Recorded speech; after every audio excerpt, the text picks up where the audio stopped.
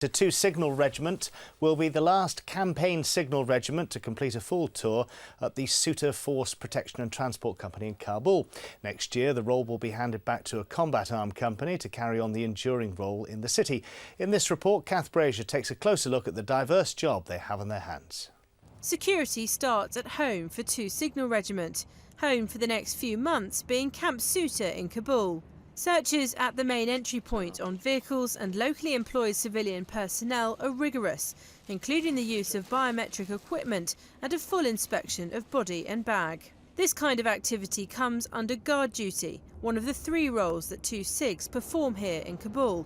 For a Signal Regiment used to running comms for other units going out on the ground, becoming that unit required extra training. Training started approximately a year ago, and that initially involved a lot of driver training on the UOR platform, so on Ridgeback and all the different vehicle variants that we use out in Kabul. And that's continued throughout. We've had to do a lot of driver training.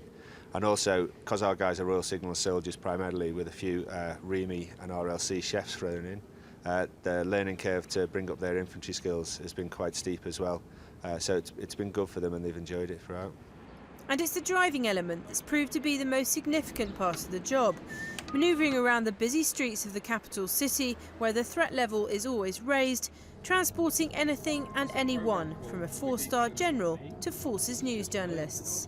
We'd move on to MT, military transport, where it's more or less just a glorified taxi service. So we'd be going all around the Kabul area, taking people to relevant places, taking mail sometimes, picking people up from the airport. So that's like the backbone of what we do here really as a transport company. MT work closely with the QRF, the Quick Reaction Force, who are on 15 minutes notice to deploy. Here they accompanied us on a foot patrol to a local school, but they can be called on for any number of tasks. Basically, like civics, stuff like that, helping like obviously locals out with like tickets, meal tickets, stuff like that. Around schools, stuff like that. Obviously, if someone goes down like a vehicle, go out and help them out, up assist, or obviously, like say for example, Wizzo needs help, we'll go out and obviously provide a cordon while he's obviously doing his work. Throughout their 6-month tour, these soldiers will continue to work in the same multiples for its entirety, rotating every 4 days to prevent fatigue and complacency creeping in, working to keep Kabul safe and Camp Souter secure. Kath Brazier, Forces News, Kabul.